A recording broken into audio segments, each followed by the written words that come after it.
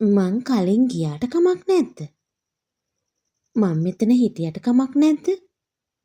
අපි මේක ගත්තට කමක් නැද්ද? මං මෙතනින් වාඩි වුණාට කමක් නැද්ද? මෙන්න මේ වගේ අදහස් අපි සිංහලෙන් ඕනෙ තරම් අහනවා. හැබැයි ඔයා දන්නවද මේවා අපි ඉංග්‍රීසි වලින් අහන්නේ කොහොමද කියලා? ඔන්න එහෙනම් අද යුකී අරන් ආපු වීඩියෝ එක මෙන්න මේ වගේ සරල අදහස් ඉංග්‍රීසියෙන් අහන හැටි ඉගෙන ගන්න. උදාහරණ වාක්‍ය ගණනාවකුත් තියෙනවා. Okay my friends, let's go to video.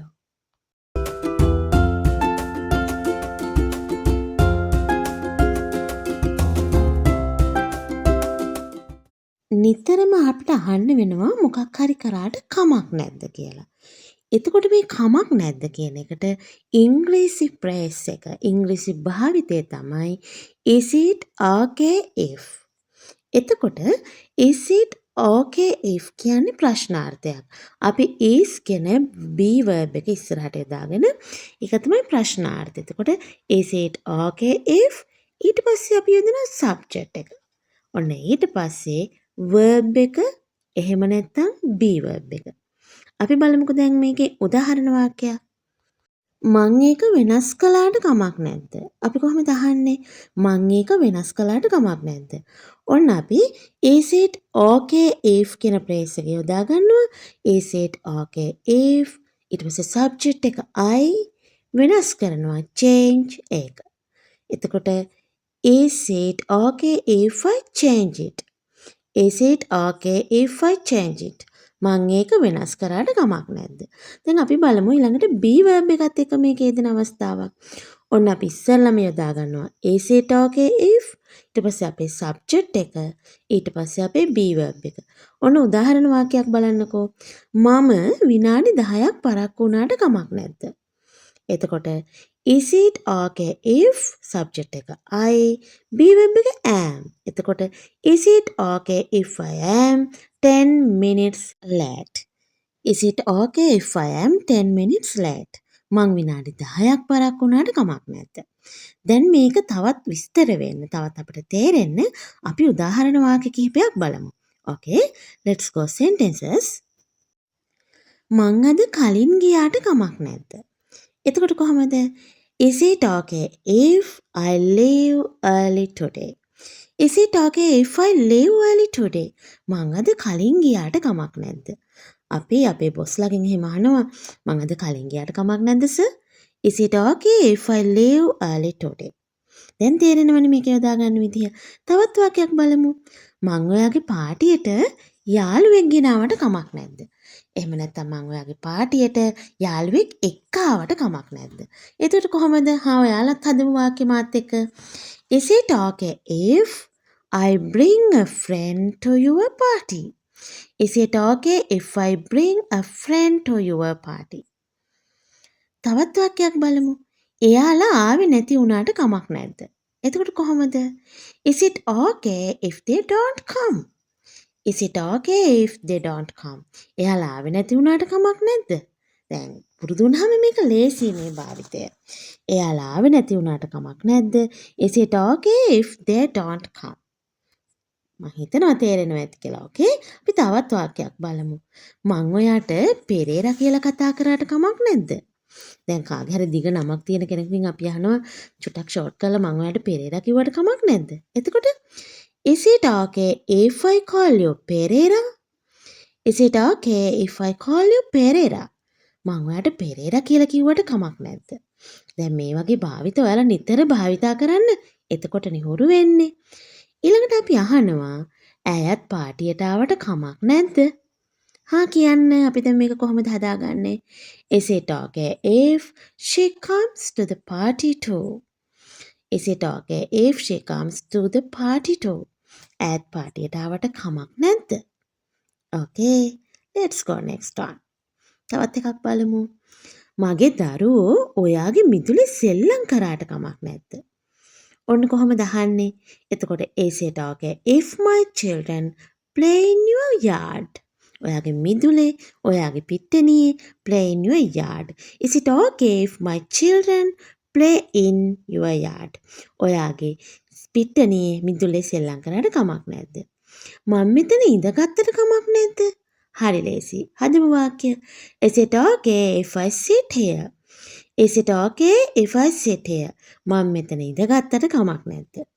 දැන් තේරෙනවනේ වාක්‍ය රටාව. දැන් අපි බලමු am is කියන be verb මේ මැදට යොදාගෙන subject එක ගාවට යොදාගෙන වාක්‍ය කිහිපයක්.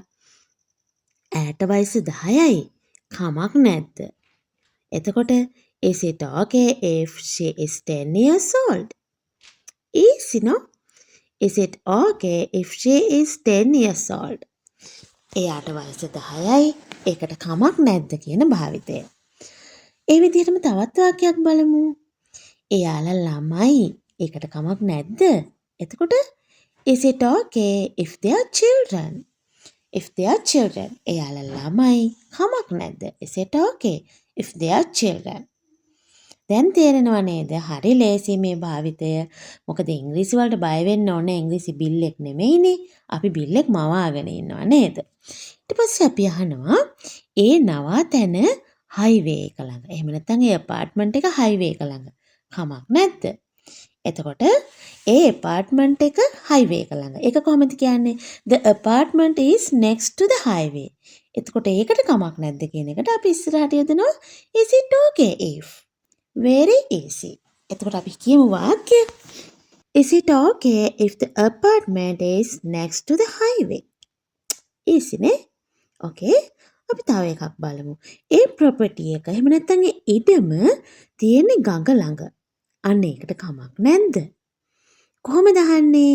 දැන් මේ වාක්‍ය වල මට කලින් හදන්න. කොහොමද? Is it okay if the property is near a river? ඒක තියෙන ගඟක් ළඟ. කමක් නැද්ද? දැන් ඔයාලා මට කියනවනේ සාමාන්‍යයෙන් ප්‍රශ්නාර්ථ වාක්‍ය කියලා දුන්නාම අනේ යුකි මිස් ඒකට මට කියලා දෙන්න උත්තර දෙන විදිහක් කියලා. ඔන්න එහෙනම් අපි චුට්ටක් බලමු ඩයලොග් කිහිපයක්. දැන් is it okay if කියන භාවිතයෙන් ඩයලොග් කිහිපයකුත් බලමු. එතකොට ඔයාලට ප්‍රශ්න අහන විදිහ විතරක් නෙමෙයි උත්තර දෙන විදිහත් ඉගෙන ගන්න පුළුවන්. ඕකේ? ඔන්න මෙහෙම අහනවා. Is it okay if I call you Masha? මං ඔයාලට මාෂා කියලා කතා කරාට කමක් නැද්ද? කියලා කෙනෙක් අහනවා. එතකොට ඔන්න මාෂා උත්තර දෙනවා no. Please call me Mrs. Pereira. මට මාෂා කියන්නේ නැතුව කරුණාකරලා මිසිස් පෙරේරා කියන්න කියලා කියනවා. දැන් තේරෙනව නේද දැන් මේ වගේ දෙකට උත්තර දෙන විදිහ. අපි තවත් උදාහරණයක් බලමු. ඔන්න එක්කෙනෙක් කියනවා Is it okay if I don't attend the meeting? Is it okay if I don't attend the meeting? මම මීටින් එකට සහභාගී නොවුනට කමක් නැද්ද? මම මීටින් එකට ආවේ නැතුවට කමක් නැද්ද කියලා අහනවා. ඔන්න එතකොට අනිත් එක්කෙනා කියනවා no, it is not okay. නෑ ඒක හරි නැහැ. නෑ ඒක කමක් නැත්තේ නැහැ. ඔන්න දැන් උත්තර දෙන විදිහ ඔයාලා දන්නවා. නෑ ඒක හරි නැහැ. All team members are required to attend this meeting. සියලුම කමිටු සමාජිකයන්. එහෙම නැත්නම් සියලුම සමාජිකයන් team members කියනවා කණ්ඩායම් සමාජිකයන් නේද? ඔව්. සියලුම කණ්ඩායම් සමාජිකයන් මේ මීටින් එකට සහභාගී වෙන එක අනිවාර්යයි. Is it okay if I don't attend the meeting? No, it is not okay. All team members are required to attend this meeting. දැන් තේරෙනවනේ සාමාන්‍ය normally මේ වගේ ප්‍රශ්නයකට අපි උත්තර දෙන විදිය. අපි තවත් උදාහරණයක් බලමු. දැන් ඔන්න එක්කෙනෙක් අහනවා It is okay if I bring a friend to dinner. මං යාළුවෙක්ව ඩිනර් එකට අරන් ආවට කමක් නැද්ද? ඔන්න ලස්සන භාවිතයක් කියනවා. Of course. සත්තකින්ම. The more the merrier. මොකද මේ the more the merrier කියන්නේ? මේක ඉංග්‍රීසි භාෂාවේ ලස්සන යෙදුමක්. ඉඩියම් එකක්. කියන්නේ වැඩි වැඩියෙන් හොඳයි. වැඩි වැඩියෙන් හොඳයි. වඩාත් හොඳයි. වැඩියෙන් ඉන්න එක හොඳයි වගේ අදහස. Okay? Understand. Let's go next one. ඔන්න අම්මගෙන් අහනවා අපේ බබා Is it okay if I do my homework later, Mom? Is it okay if I do my homework later, Mom? අම්මේ මගේ homework ටික මම පස්සේ කළාට කමක් නැද්ද? එහෙමනේ ඉතින් පුතාලා නේද? එතකොට අම්මා කියනවා Yes, you can do it after dinner. ඔව් එයාට ඒක කරන්න පුළුවන් dinner එකෙන් පස්සේ. Yes, you can do it after dinner. ඔයාට ඒක ඩිනර් එකෙන් පස්සේ කරන්න පුළුවන්. ඕකේ. අපි බලමු තවත් වාක්‍යයක්. ඔන්න කෙනෙක් අහනවා is it okay if I smoke here? මම මෙතන දුම් බිව්වට කමක් නැද්ද? Is it okay if I smoke here? එතකොට උත්තර දෙනවා actually is it not okay? ඇත්තෙන්ම ඒක හොඳ නැහැ. ඒක එපා. Please go outside if you need to smoke. ඔයාට දුම් බොන්න ඕන නම් එළියට යන්න. ඔයාට දුම් බොන්න ඕන නම් එළියට යන්න. Is it okay if I smoke here? Actually, it is not okay. Please go outside if you need to smoke. Okay? ඉතින් අද අපි කතා කරේ ඉංග්‍රීසි වලින් ගියාට කමක් නැද්ද? කළාට කමක් නැද්ද? හිටියට කමක් නැද්ද? මෙන්න මේ වගේ කමක් නැද්ද කියන භාවිතය. එතකොට අලුත් ක්‍රමයක් මම try කරා sentences එක්කම ඒවට උත්තර දෙන විදිහ dialogue කිහිපයක උනොත් ඔයාලට මේ වීඩියෝ එක තුලින් මම අරන් ආවා.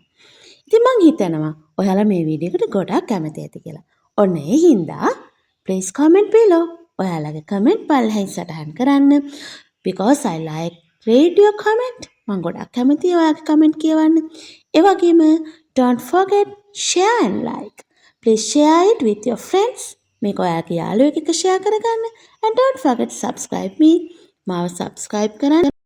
Okay my friends. See you again. Bye bye.